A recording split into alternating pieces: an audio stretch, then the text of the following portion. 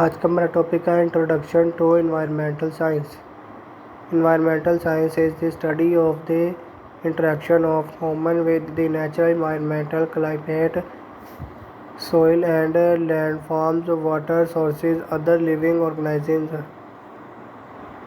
During the agricultural revolution in the Fertile Crescent, humans began farming. In Samaria, semi-iron grain production to modern agriculture, 30 bushels occur. Some rains heavily relied on irrigation, the application of water to soil from another sources. The salinization of Samaria is an example of the law of unintended consequences. Decisions often have unexpected effects. Resource depletion, consuming natural materials faster than they can replenish. The Industrial Revolution marked the transition to coal power, electricity and factory production, when unintended sequences and resource depletion took place. Tragedy of the Commons. Pamphlet published by an economist in 1830 describing a major case of resources depletion. Individuals neglect the well-being of society in the pursuit of personal gain.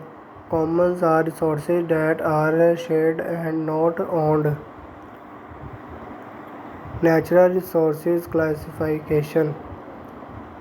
In exception cannot be used up sunlight. Non-renewable, not replaced within the human time scale. Single-use coal, oil, natural gas. Renewable will be replaced but often at a slower rate than they are used. Soil, timber. Recyclable, renewable, not replaced within the human time, can be reused repeatedly. Minerals, metals. The Progressive Era. During the Progressive Era, the Antiquities Act was passed allowing the federal government to protect cultural and natural resources. National land designations. National parks are to be kept unalerted from their original state. No fishing, logging, hunting or livestock grazing. National forests allow commercial lodging and recreational hunting and fishing.